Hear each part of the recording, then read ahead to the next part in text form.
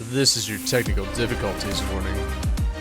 Apparently, Shady's camera didn't want to play along. Don't worry, it's not your upload time. It's my camera. But coming up on Worlds Asunder. Because in my mind, where a lot of this starts and how it works is you pick what you want and then you build reasons to make that the reality. So if you want a fantasy world that has like magical creatures, you have magical creatures. If you want them to be in a stable, peaceful kingdom, you need to figure out, again, you don't need to go into all of the details, but you need to have a basic understanding. That means they have things under wraps in such a way that there is peace. As storytellers, we want to capture the hearts, minds, and imaginations of our readers, mainly through our expertly crafted worlds. Creating new worlds in any genre might seem like a daunting task, but you don't have to reinvent the wheel for every story. Welcome, weary writers, to Worlds Asunder, a world-building and writer's life podcast. My co-host is David Shadoin, better known as Shady. It's not just a descriptor, it's also his moniker. And she's H.Y. Gregor, or you can call her Haley, your friendly post-apocalyptic wasteland elf. Together, we've got enough published to fill a small shelf, but why should you listen to us? Because we called in some favors. Every other week, we bring you the best and brightest to give you the tips and tricks on world building and character building like the pros. So, open up your ear holes. Get out your pen and paper. And get ready for us to tear Worlds Asunder. It's a throwback episode this week, so welcome Clark Rowenson once again for Do You Believe in Magic, Part 1. Enjoy!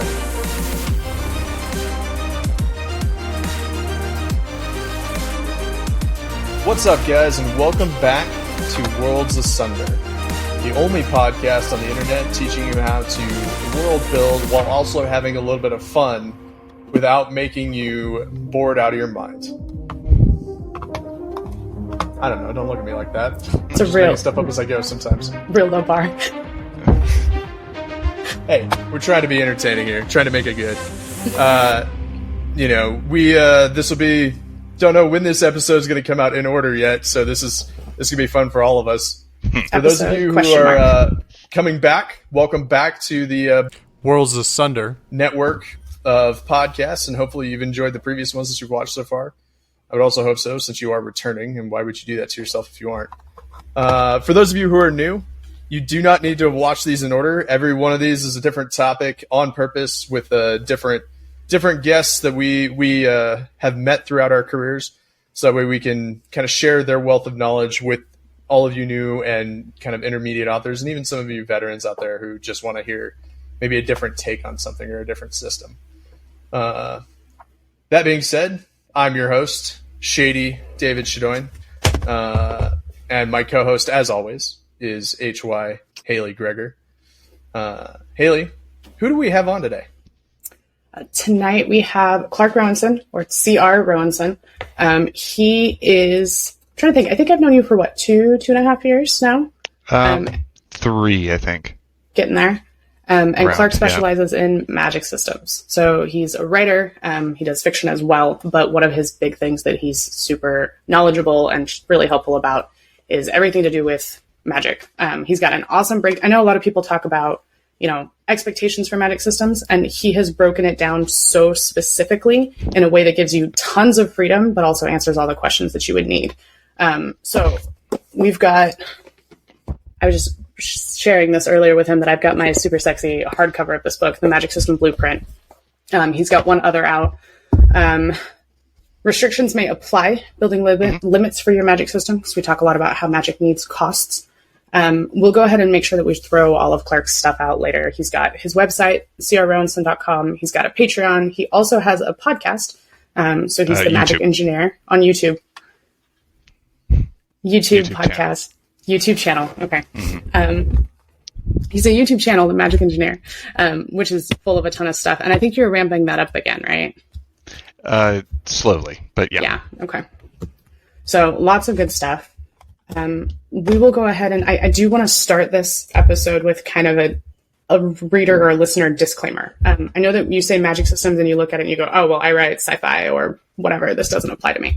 If you have made it this far and you write any kind of spec fic, at the beginning of the book, Clarke has the Arthur C. Clarke's third law, which is any sufficiently advanced technology is indistinguishable from magic. And so that's something that we're going to go ahead and hit a little bit later. This covers really a ton of different world systems and doesn't have to be specific to magic. So that's one of the things we're going to dig into. Right. Actually, before, just real quick, because I have two basic definitions that can really broaden your perspective on what we're talking about. Because when I'm talking about magic, it's anything in our stories enabling effects or abilities beyond our current capability or understanding. So it's a broad net that does include fantasy magic and potions and superpowers and advanced tech and the Force and monsters and Lovecraft's like Cthulhu stuff. All of that are things that are just anywhere we have that step into the fantastical, that is magic. And then your magic system doesn't mean it's complicated. It is just the set of facts and information that make it understandable. So a magic system can be as simple as a button that is going to make the universe go boom. And that's all you need to know. And that's your magic system. I'm here for that. That sounds easy to write. Sign me up. That's called the Big Bang. Mm-hmm. Doomsday. Just don't push or that Doomsday. button. Big sign. Do not push. Do not push again. Again, yeah.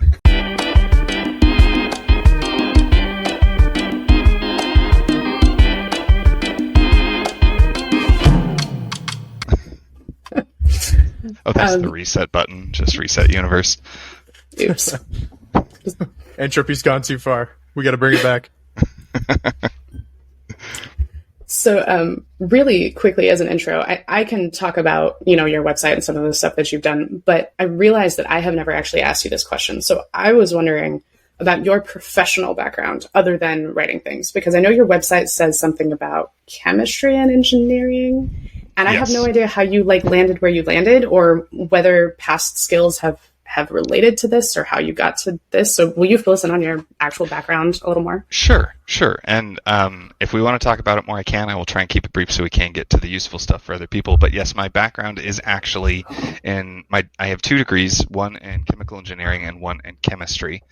And I then ended up doing research for a couple of years into energetics and explosives, which was interesting, but at the end of the day, the cool factor did not outweigh the danger factor for me. So then I took a hard right turn into dealing with IT support and managing an IT team, and then moved into project management and web app managing developers.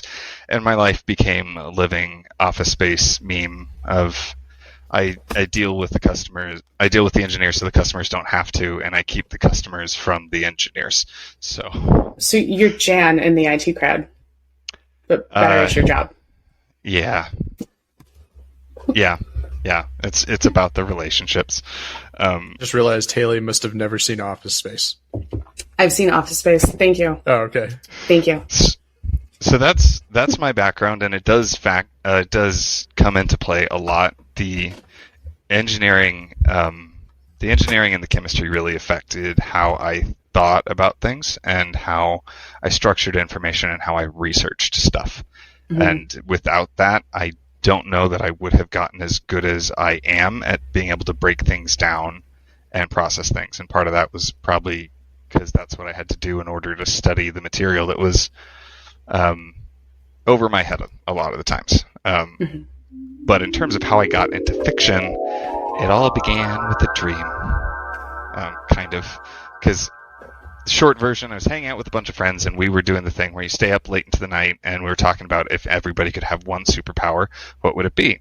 And if we had the Avatar, the elements from Avatar, which type of bender would we be? So naturally, that went on until 3 or 4 in the morning. And As it does. And that night I had my brain just combined that conversation with all of the STEM information I was learning, all the science stuff, mashed it together into one of the most comprehensive dreams I had, where suddenly we all woke up with superpowers that worked scientifically. And then I was explaining it to my friends about the powers they had and why it was cool and all the stuff that happened. And they were very patient until they got sick of it. Said, Clark, just shut up. Write it down and we'll read it. So then I spent a bunch of time writing it down, like 100 pages worth, about all of the magic. And not even, no. Like that stuff hasn't seen the light of day. Down the road. So I wrote it up and gave it to them, and they didn't read it, except for my one friend who thought it was a real page-turner, but she reads academic articles for fun. So then I thought I was being clever, saying I'm going to put it in a fiction story, then they'll want this extra information. So got into writing fiction, met up with writing groups. Down the line, a couple years later, we were helping each other as we do, and the friends I was working with were just very encouraging and supportive, and pushed me in the direction of magic, because I was trying to find what my platform was, and they kept saying, you're really good at this, and you talk about this in a way that makes it understandable. Because one of the people in our group was a Christian fiction author, and after that, she's like, I want to work with you to figure out some fantasy stuff. So that's kind of how I ended up talking about magic systems. I can have a whole other talk about why I ended up diverging to focus on the nonfiction for a while. My fiction has been on pause for about 8 to 10 years. And I'm just now able to really pick it up again. So, well, it's so hard because you can't do everything, right? Like, you get offers for new projects, and you've got to, at some point, you have to learn when to say no or when to say, later, or, right. Making those decisions is not easy. But we will say you have now made the jump to full time. Yes. So congratulations on the leap. I think it's awesome. We didn't mention, so on Clark's website, he's got his blog and a bunch of stuff set up. He also does consultations. And so that obviously goes back to kind of how you started out. I guess your friend was saying that, like, hey, talk me through it. And you're super personable, like easy to talk to guy. And I'm sure that felt just really natural. And I love helping people. That was a big part of the reason I focused on the nonfiction, is I realized at the end of the day, I just wanted to help make magic systems, and I wanted to see better magic systems and stories. I honestly didn't care if they were mine or not. Mm-hmm. So and there wasn't much information about magic systems. There still isn't. So it seemed like a good fit. Yeah. And I know that before I met you and before I read your book, the only thing that I had really seen was Sanderson's Laws of Magic. And they're so short. And I know that you reference them. You've done a lot of breakdowns of the stuff that he recommends. But I think it's fascinating. And I will shamelessly plug Clark here. I talked to him for like 15 minutes, and he helped me turn a 3-book series into a 5-book series, and like rewrote all of book 2 for me, because he helped me figure out this huge implication that I hadn't even considered, and a whole new book was created in a very short amount of time. So he knows what he's talking about, and we'll let him get into some of that here. And I do help people with more than just magic. Like Haley said, anything with writing that feels harder than it should be, I'm there to help. Except like marketing, business stuff, I'll talk to you about it, but I don't know. There's probably better people to coach you on that. But writing, story structure, that kind of thing, I'm down to help how I can. And there will definitely be another podcast on Book Career in a Year that will also talk to marketing and stuff. So don't expect them to pop up here, other than if we're talking to them about other world building stuff. But Nick Thacker knows our skills, and right now they're in this interviewing, bringing in people who know their stuff and giving that information to you guys. So yeah. And I said this before we started recording, the problem with having me on to talk about magic or world building is that I can do it for hours. So the question is, like, where do you guys want to start?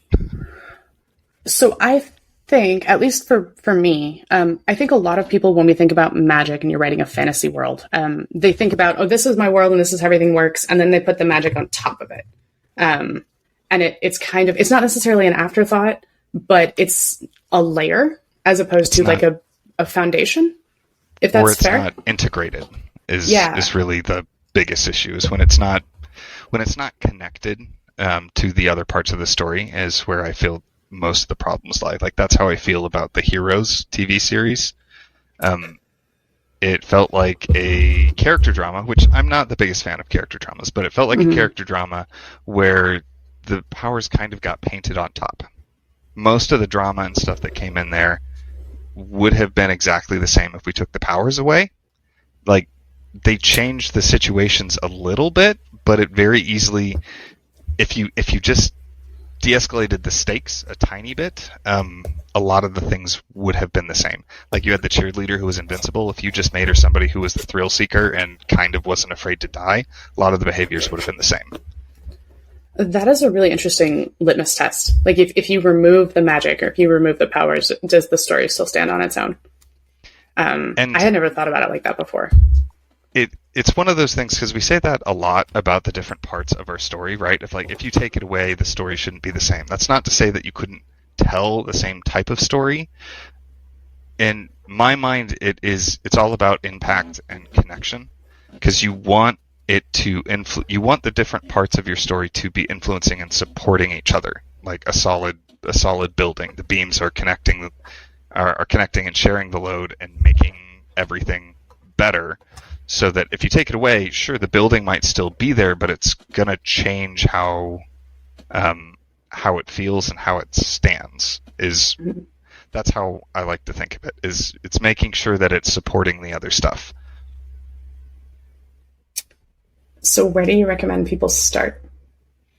If that's a big question, maybe. With magic in general, or with getting stuff connected in?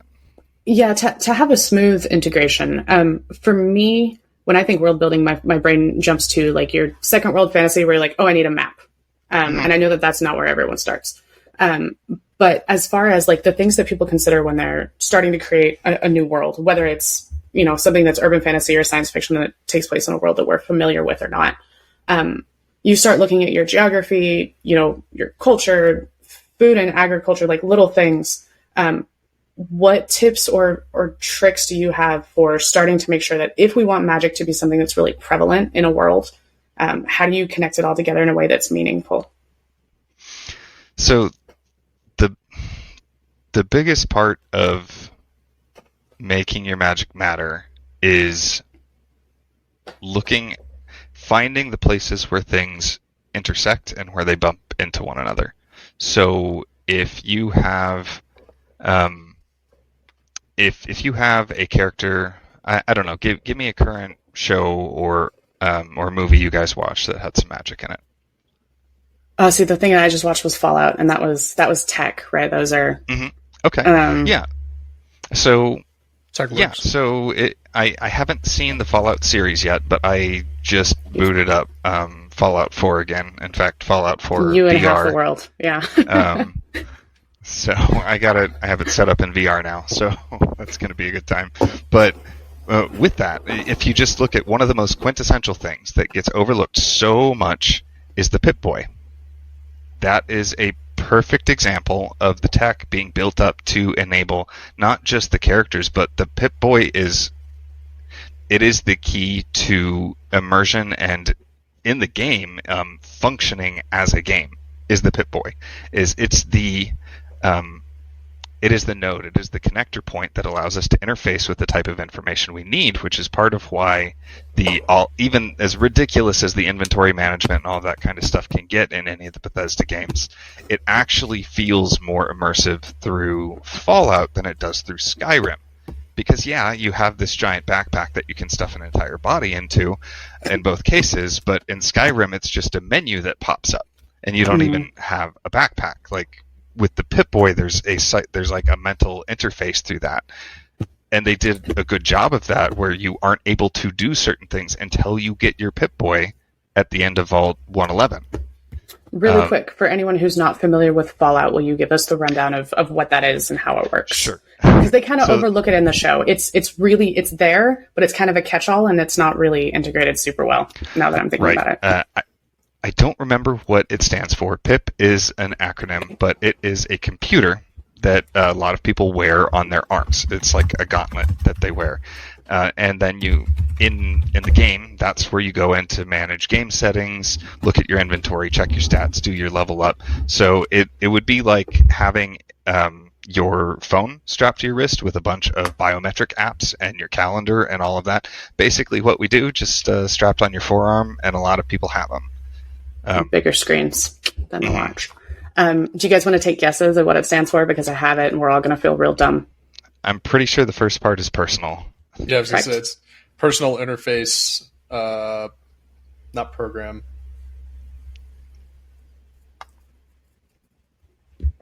I don't know. I couldn't have told you. I've played one game a long, long time ago. I'm out of the loop. So it is the personal information processor. So, processor. Yeah. Processor. In the show, she uses it to check like the radioactive levels, and it's a map and a couple of other things, but they don't utilize it a ton. And maybe they'll do more moving forward because it is like prevalent throughout, but they're not really explained or dug into. So yeah, and that's one piece of tech in the Fallout world. You also, the other main parts, especially in Fallout 4, you have the Institute that's creating the synths. You have all of the standard robots, and that's the bulk of it. You've got weapons, you've got power armor, you've got robots, and then you have the synths, which are synthetic humans. Basically, they can even make them look like specific people and replace them, which is fun stuff. So that's a word for it, yeah. There's like, if you look at that, there's just like 6 parts of that magic system, depending on whether you count the individual guns and stuff like that. So it's a relatively simple magic system as far as it goes. But the way they deal with it, one, the Pip-Boy is sort of your interface into the gameplay and into the world. And then each of these pieces of tech in there are integrated into other characters and into the world building. I mentioned the Synths and the Institute. It's the place that built these creatures, so then you can start digging into their goals, why they're sending the synths out, how they were able to make the synths, like what are the ramifications of them making the synths, and that's some of the stuff that gets explored in the game as you follow the main quest line. So this is I feel like I am just rambling and not actually answering your question. This is awesome. So to make it matter, you want to find it can be as simple as picking what you want it to connect to and then trying to figure out how the two molecules bump into each other. So, for example, if you have somebody who develops a power overnight, it honestly doesn't matter what the power is, and they have a goal. Let's keep it real simple. Their goal is to graduate high school, get out of their crap town, and get away from their abusive family home, right? And get freedom. Like, that's their real goal, is freedom. So then you can start looking at a couple of things of like, we have this power. I've decided what it is. The way you start integrating it is looking at things on a level of how would the magic help them do that? How would the magic hurt them? How would it complicate them from getting to their goals? How would it shape who they are? And then all of a sudden it's connecting on a deeper and deeper level, which maybe Heroes did later on, but they lost me before I could really get too deep pot into it. That's season 2. Season 2 lost a lot of people. It's coming back. They're doing a Heroes Reborn or Resurgence or something. I was reading. I don't know if it's a reboot or if it's a sequel, or I think it's pretty early pre-production. So we'll see. I will wait to be disappointed by it later, probably. But I want to hold my breath for that one. Did that answer your question? That's really the base thing, I think, is just pick the parts you want to connect and start knocking around ideas of how one would impact the other. Mm-hmm. Well, and that was something that when we were talking about prepping for the episode, you were talking about how, if there is a certain level of magic in the world, what kind of overall implications. Do you want to dig into that a little bit? Yeah, because what I was talking about ties really well into that. If anybody has seen It's Always Sunny in Philadelphia, when I'm talking with one of my friends and we talk about this, it always becomes that meme from the episode of it's all about the implication. Whiteboard? To the implication. And that's really what it is once you state something as true or as part of your magic system, it's exploring the implications of what you said. And then you tweaking the facts to make the implications be what you want. So, for example, you mentioned prevalence, which is one of the factors you can tweak in your story, and that's just how present is it throughout the world? Is it all over the place? Is it something you see occasionally? Is there only one person in the world who has this magic? How commonplace is it? So combining that with what the magical effects are, that can start changing things. So, for example, you have somebody who can, let's say they can think matter into existence. If it's only one person that can do that, the implications are going to be mostly limited to them and the things that they do.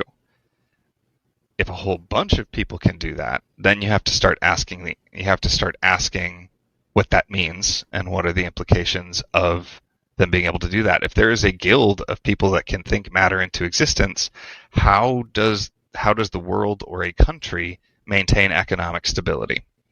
Because can they just make money? If they can, how do you deal with that? And like this kind of stuff gets dealt, I think, in a very interesting way in the Imager portfolio by Elie Modisette. I've heard his name pronounced different ways. I've heard it pronounced different ways too. I know who you're talking about, but I don't know how to say his name.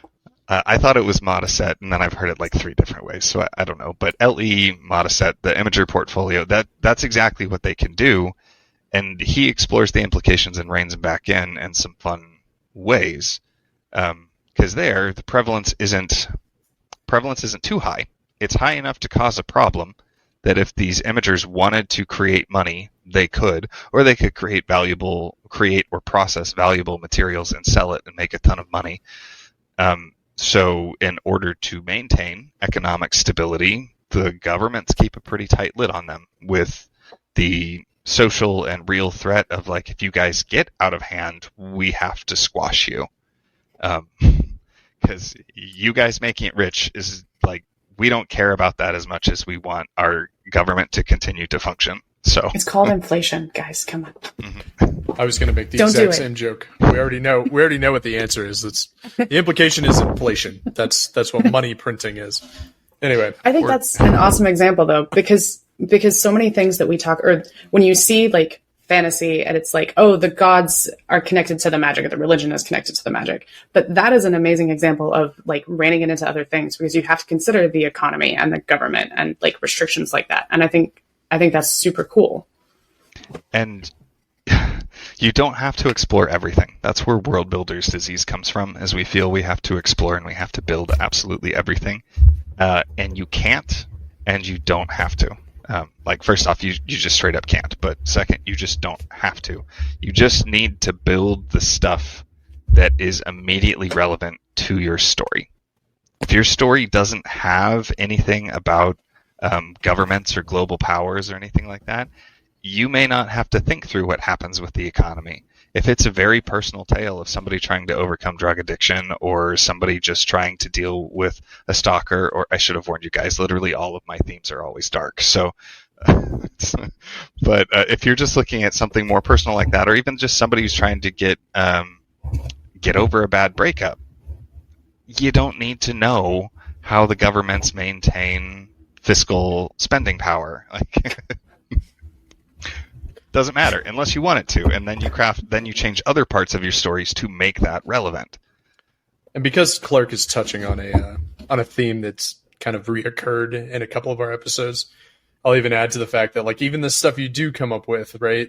So the things that you think will touch on pieces of your storyline, things like that, do not have to always make it into the book either. Not everything you come up with has to be written into your story. So if it feels like you're getting bogged down too much in the details, right? Like maybe you've gotten into the world builder syndrome where you're just building out too much, but you might also be adding too much of what you did need, because the only thing that needs to make sense is that for you have the way it's built and you have those nodes and what it affects, but you only need to bring up those effects when they're relevant. Sidebar, pro tip.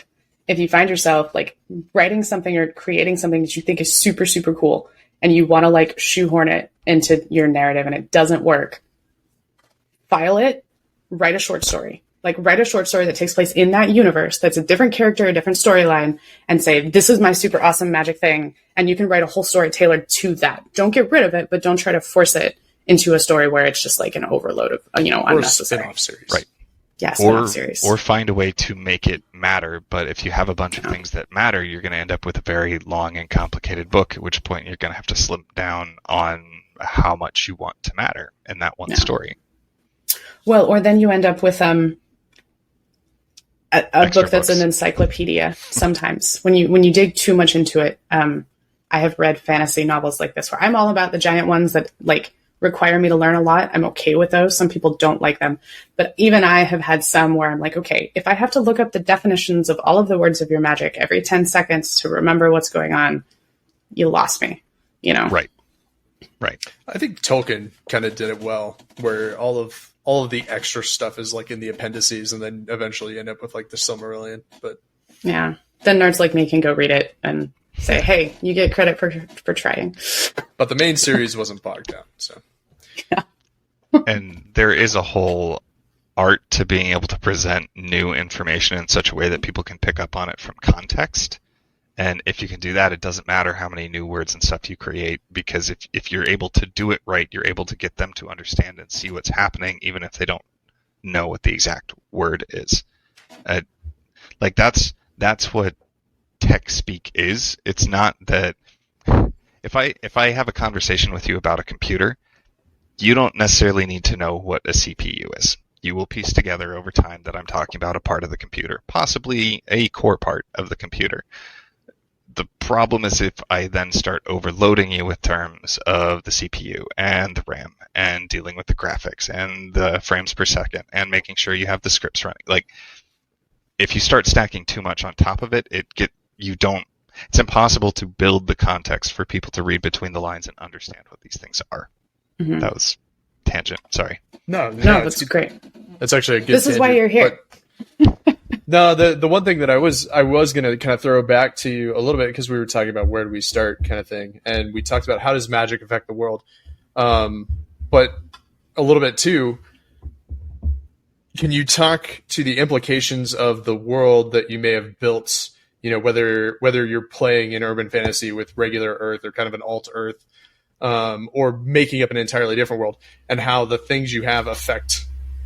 You kind of hinted at it a little bit, right, with the governments controlling magic, but can you talk a little bit more to, is that considered a basic kind of starting point? It was, how does food and agriculture affect magic? How does geography affect the use of magic?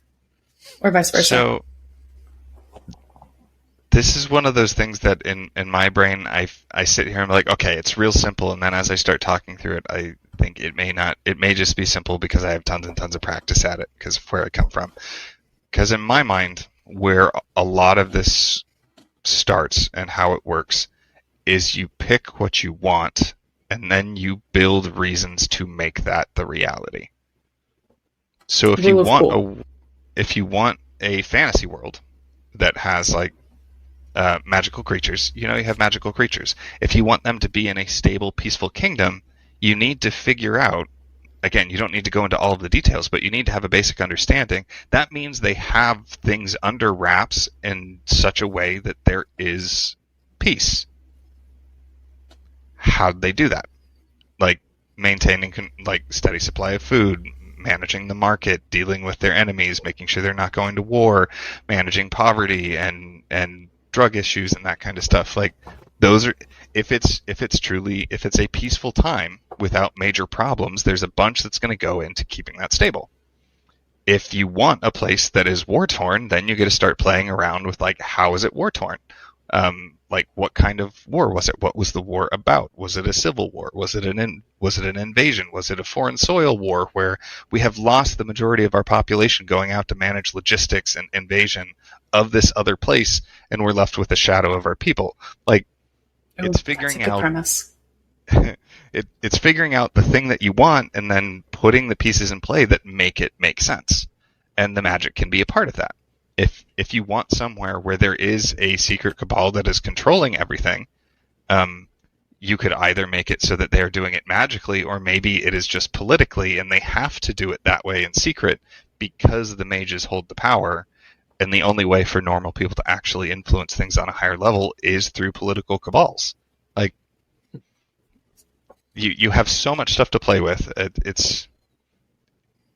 to me, it's really about figuring out the pieces that you want and then finding out how they make sense. Well, and in some ways, it's such a general question. So, yeah, is there any way that,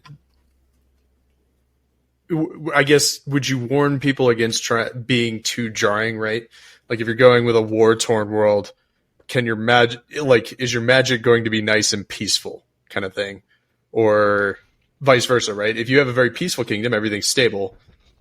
Can a magic system exist that is very destructive? Absolutely. We can make anything work. That's why a lot of these questions are so hard to answer. And all of it comes back to finding explanations for it to make sense. And the tricky part of that is to honestly stop thinking like a creator and start thinking as a person, as a human, not I am designing this and I think this is super cool and I want it to work this way. But if I were in this situation, if my family was in this situation, what kinds of stuff would drive us in these different directions? What kinds of things would we want when this is going on? And digging into that is how you make some of it make sense. Because, for example, with that, if you have a place that is kind of war-torn and the magic is super violent and powerful, well, a couple of options is, like some of the things that leap to mind, how are, in a place that is in turmoil and isn't safe, how is violent magic going to be used? Primary things that jump to my mind are going to be soldiers, criminals, and there's a word, opportunists. I was going to say your police force too, your judicial services maybe. Yeah, I would depending on the government. With soldiers. Yeah, enforcement. Okay. We'll go with enforcement of both military might and social might. So that's where most of them are going to be directed, because when you have it in this place where violence is everywhere, just because of your capability, you're going to be pulled in quickly. It would be kind of like if we were born. Imagine if we were born having a deep understanding of a specific subject. Like, you're just born that way. You're born, you know a lot about planes, and you know a lot about flying, or you know a lot about the human body and surgery, or you know a lot about chemical engineering. The second people understand what your knowledge base is, you're going to get pulled into that world whether you want to be or not. And it's kind of the same thing with violence. You could go the other route, though, where maybe you are in a very violent place and the magic is incredibly peaceful and seems harmless, and that's a point of intense frustration for your characters. It's like, I have this power, but it doesn't actually give me the power to do what I need to do right now. I was thinking, though, what would be really, really easy, or what would really enable a country to go to war, or for a society to be really, really violent, is if you had a magic system that was very good at healing or preventing pain. So a very, very kind of peaceful system. Mm-hmm. So we can go wreck things because we have the ability to, to heal our guys to fix it afterwards. And resurrection. What was that? I said all I can think of it now is Mr. Meeseeks. I was thinking more of Altered Carbon. Also true. Where, I haven't seen that one in a long time. Oh, the first season's so good. But, they get to the point where organic damage, like causing bodily harm, is a minor offense. Like, you can go in, you can beat the hell out of somebody, you can cut them up, you can shoot them, and it's a minor offense because they can just be uploaded into a new body. It's whatever. Yeah. So, yeah, it's like that's the fun part, is saying, I want this and I want this. How can I make that work? I want a lot of healing magic, but I want a completely war-torn, hyper-violent setting. How do I make that work? Well, just what Haley said. If the healing is prevalent enough and powerful enough, then things will get really brutal really fast, just because people will survive it. That's kind of why humans get in more fights than animals, is with medicine and other stuff. We're better able to recover from injuries day to day. Because if you look at animal attacks, they're in, they're out, and small injuries decide to fight and they leave. Whereas like a lot of our stories, the person is bloody and broken before the fight is over. I would say that there's a little bit of like intelligence of understanding how much injury you can take before you've lost the fight. And a lot of people who get in fights don't always understand when they've lost. Yes, there is that. Animals are much more natural at understanding. Yeah, no, I've lost this one, I'm out. Mm-hmm. So again, very long, rambling answer, but does that kind of answer your question you were getting at? No, that was... I really like finding the ways that work for fairly universally, but that does make it hard to like give any specific advice, which is part of why I really like the one-on-one coaching, is so I can get into what you have, what you want. We find a way to make your thing work. Welcome to the end of yet another episode of Worlds Asunder. Talking to Clark's always a joy. We get to learn a few more things about magic systems, and now maybe you've seen some of the inside jokes we've been making since they were very video-oriented, and the previous version of Clark's interview didn't get posted with video. So, hope you enjoyed that little throwback. Don't you worry, we'll do these 2 episodes of Clark, and then we'll come back in with some new stuff. As always, thanks for stopping by, and make sure to check the show notes for where you can find all of our guests and ourselves.